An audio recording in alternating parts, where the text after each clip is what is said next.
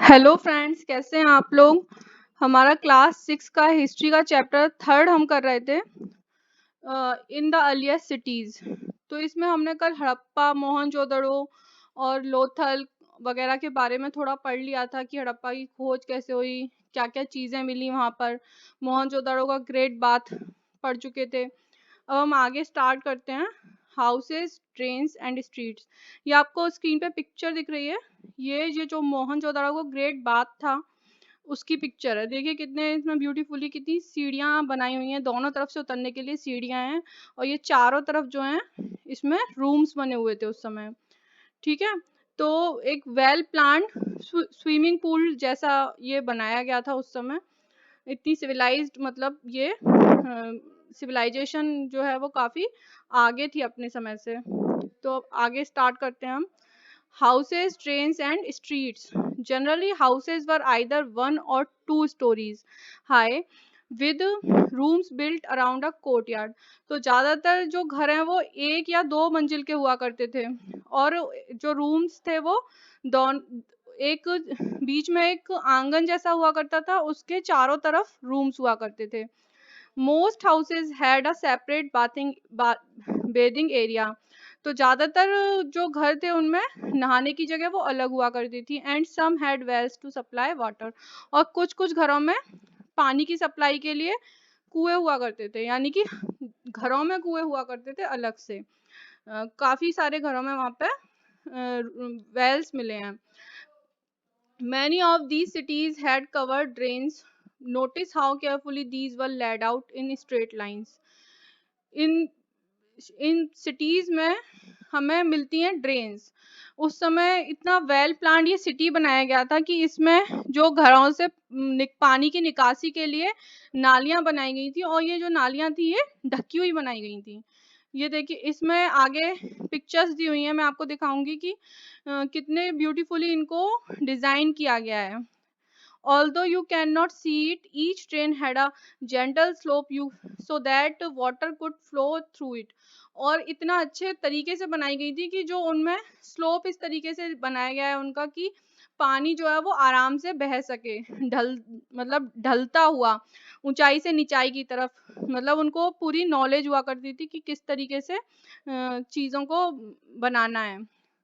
Although you cannot see each drain, तो slope हुआ करता था। Very often drains in houses were connected to those on the street and smaller drains led into bigger ones.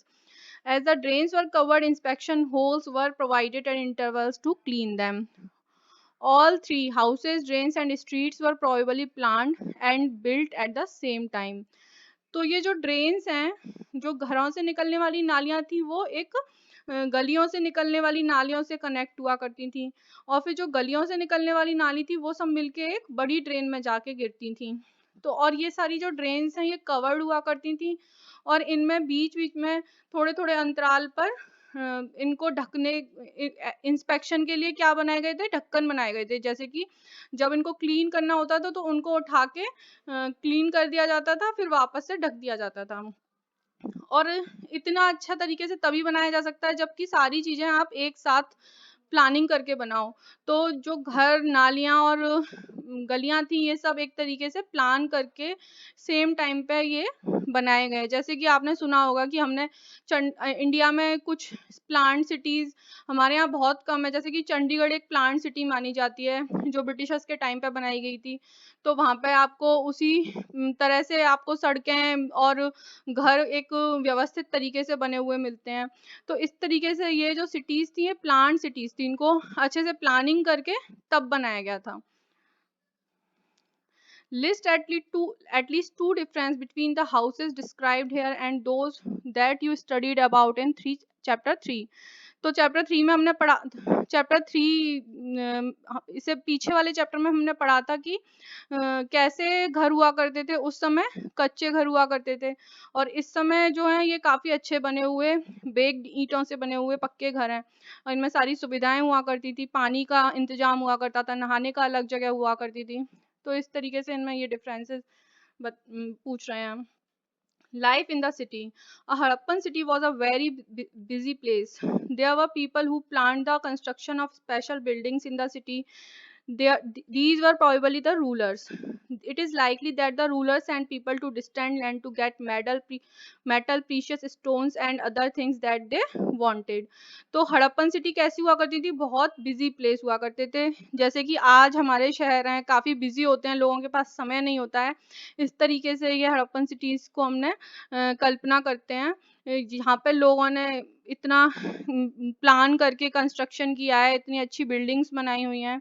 तो यहाँ पर और ये बिल्डिंग्स किसने बनवाई होंगी? जो वहाँ के शासक होंगे उन्होंने बनवाई होंगी। और ऐसा लगता है कि रूलर्स जो हैं वो लोगों को दूर-दूर जगह पे भेजते थे और वहाँ से अलग-अलग चीज़ें मँगाते थे, जैसे कि मेटल, प्रीशियस स्टोन, कीमती पत्थर और दूसरी चीज़ें जो उनको चाहिए होती थी। अभी भी हमारे यहाँ इम्पोर्ट एक्सपोर्ट होता है, हर जगह हर चीज़ नहीं होती है, तो जो चीज़ जिस जगह मिलती है वहाँ से मंगा ली जाती है, और जो चीज़ वहाँ नहीं मिलती वो चीज़ वहाँ पे हम एक्सपोर्ट कर देते हैं। तो पहले भी इस तरह से व्यापार हुआ करता था। They may have kept the most valuable objects such as ornaments of gold and silver or beautiful beads for themselves. और जो रूलर्स जो सामान मंगाते थे तो उसमें से जो बहुत कीमती सामान होता होगा, जैसे कि सोने चांदी के आभूषण होते हैं, सुंदर से बीड्स होते हैं, तो वो उनको अपने लिए रख लेते थे। And there were scribes, people who knew how to write. और वहाँ पे जो लिपि लिखने वाले लोग भी हुआ करते थे, जो कि जानते थे कि कैसे लिखना है। Who helped prepare the seals and perhaps wrote on other material that have not survived. तो जिन्होंने सील्स को तैयार किया, हमें वहां से कई सारी सील्स भी मिलती हैं, मतलब मुहर, मुद्राएं जिनको बोलते हैं, मुहर। जैसे हम किसी चीज पे आज सील लगा देते हैं कि ये गवर्नमेंट ऑफ इंडिया का स्टाम्प है, तो तो उस समय पे इस तरीके से सील हुआ करते थे। तो ये सील्स पे लिखने वाले लोग हुआ करते थे, और शायद दूसरे मटेरियल्स पे भी लिखा गया होगा, लेकिन वो जो मटेरियल था वो अब तक हमको, मतलब वो शायद लंबे समय तक चल नहीं पाया, इसीलिए उसके बारे में हमें पता नहीं है। Besides, there were men and women craft person making all kinds of things, either in their own homes or in special workshops. तो इसके अलावा आदमी और औरत क्राफ्ट पर्सन हुआ करते थे, मतलब जो सब तरह की चीजें बनाते थे, या तो वो वर्कशॉप में बनाते होंगे इस तरह की चीजें, और या फिर अपने घरों में, क्योंकि सामान तो हमें काफी सारे मिले हैं वहाँ पे, जैसे कि बीड्स मिलते हैं, ऑर्नामेंट्स मिलते हैं। पर अगर हमें मानो कि कोई वर्कशॉप नहीं है, तो फिर कहाँ बनाते होंगे? कि अपने घरों में बनाते होंगे, या फिर कुछ वर्कशॉप होती होंगी जो कि अब नष्ट हो चुकी हैं, तो उनके बारे में हमें बहुत ज़्यादा पता नहीं है। People were traveling to distant lands or returning with raw materials and perhaps stories. Many terracotta toys have been found, and a long time ago children must have played with these. तो लोग दूर-दूर जगह की यात्राएँ करते होंगे, और वहाँ से वो जो है वहाँ पे जो रॉ मटेरियल, वहाँ पे जो सामान मिलता होगा, उसको अपने यहाँ लाके रॉ मटेरियल जो वहाँ पे होता होगा उससे अपने यहाँ लाके कुछ चीज़ें बनाते होंगे। और वहाँ की कहानियाँ भी, जब हम कहीं घूमने जाते हैं तो उस जगह के बारे में हमें बहुत सी चीज़ें पता चलती हैं, तो उसकी स्टोरीज़ भी हुआ करती थी। और बहुत सारे हमें उस समय के टेराकोटा के बने हुए टॉयज़ मिलते हैं, जो कि ऐसा माना जाता है कि बच्चे बहुत पहले उनसे खेलते होंगे। तो ये टेराकोटा के टॉयज़ नीचे बताए हैं। ये जो टेराकोटा के टॉयज़ हैं, तो इनसे क्या पता चलता है कि ये जानवर भी उस समय उनके टाइम पे ऐसे हुआ करते थे। तो जो चीज़ वो लोग देखते होंगे, उसी तरह की चीज़ें वो लोग बनाते होंगे। ये एक सील का पिक्चर है। ये एक सील का पिक्चर है। इस पे ये एक लिपि लिखी हुई है, लेकिन ये लिपि जो है वो अभी तक हम पढ़ नहीं पाए हैं, इसलिए इसके बारे में हमें बहुत सारी चीज़ें जो हैं हम अनुमान ही लगा पाते हैं, उसके बारे में एग्ज़ैक्ट नहीं बता सकते हैं। Top a street in Mohenjodaro with a drain. ये देखिए ये स्ट्रीट का फोटो दिया गया है, ये जो कि इसमें ये ड्रेन्स बनी हुई हैं और ये कवर्ड हुआ करती थी, पत्थरों से कवर्ड हुआ करती थी। ये एक वेल का फोटो है, कुएं का फोटो है। ये एक सील है, मैंने आपको बताया, और ये एक आपको टेराकोटा के बने हुए ये टॉयज बताए गए हैं। और ये सील्स जो है वो अलग अलग शहरों से मिली हैं हमें, इस तरह की सील्स। ये इस पिक्चर में ये बताए गए हैं वेट। उस समय पे वेइंग के लिए यूज किया जाता था, जैसे कि आज हम बांट यूज करते हैं या फिर तराजू वगैरह यूज करते हैं, वो लोग यूज करते हैं, तो उसके लिए ये बांट यूज कर किए जाते थे। उस समय वेट यूज किया जाता था। ये पत्थर के बने हुए थे। New crafts in the city. Let us look at some of the objects that were made and found in Harappan cities. Most of the things that have been found by archaeologists are made of stone, shell and metal, including copper, bronze, gold and silver. तो ये नीचे कुछ object दिए गए हैं जो कि Harappan cities में हमें मिले हैं। ये देखिए कितने ब्यूटीफुल नेकलेस बनाए गए हैं, ये बैंगल्स हैं, ये कितने ब्यूटीफुल नेकलेस बनाए गए हैं बीड्स के। और ये जो बीड्स हैं ना, ये रेड कलर के हैं। रेड कलर के, मेरे पास बुक है उसमें दिए गए हैं, रेड कलर के बीड्स हैं। ये रेड कार्नेलियन स्टोन से बनाए गए हैं, उस पर कटिंग करके। ठीक है। और इसके अलावा कई सारे स्टोन, अलग दूसरे वाले स्टोन या फिर शेल। और मेटल में कौन कौन से मेटल हमें मिलते हैं यहाँ पे? गोल्ड, सिल्वर, कॉपर और ब्रोंज के स्टोन, ये चीजें बनी हुई हैं बहुत सारी।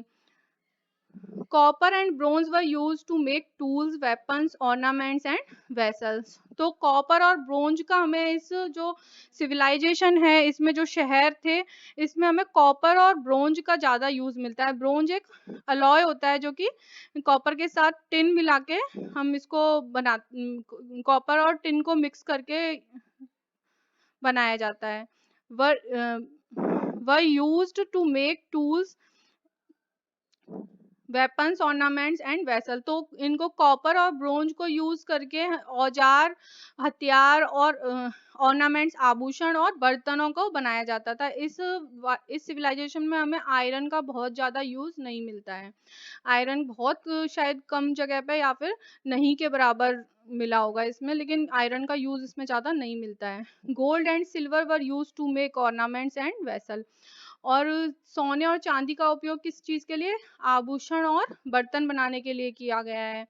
Perhaps the most striking finds are those of beads, weights and blades.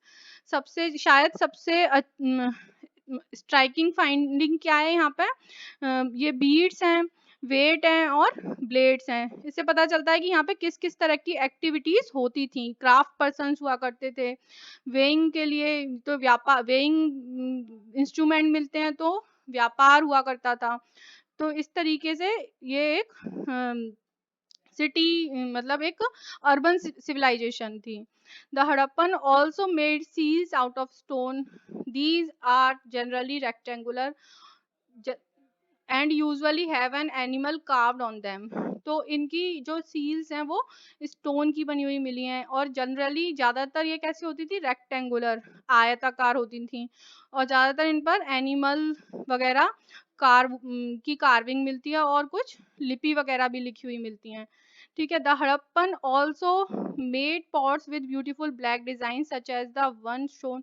आपको सेकंड चैप्टर मैंने पढ़ाया था, उसमें दिखाया था एक pot, black colour, red colour के पॉट पर ब्लैक कलर से डिजाइन बनी हुई थी। तो इस तरीके के वहां पर पॉट भी मिले हुए हैं काफी सारे। ग्रेनरी वगैरह भी मिलती हैं जहाँ पे कि बड़े बड़े बर्तन मिलते हैं स्टोर के लिए। ये देखिए, ये एक स्टैचू मिला है, का आधा हिस्सा इसका टूट चुका है, लेकिन इस स्टैचू पे ये जो शॉल है, ये बताती है कि उस समय वो लोग जो कपड़े बनाते होंगे उस पर डिजाइन्स भी बनाते होंगे, जो जैसी चीजें समाज में होंगी प्रचलित वैसे ही। क्योंकि आप कोई मूर्ति बनाएंगे या फिर कुछ खिलौना बनाएंगे, तो आप कैसे बनाएंगे कि आपने कुछ ऐसा देखा होगा, इमेजिन करने के लिए भी कुछ देखा होगा इस तरीके का। तो इस तरह की चीजें वहां पे उस समय बनाई जाती थी। ठीक है, आज का लेक्चर यहीं फिनिश करते हैं। Thank you, thanks for watching.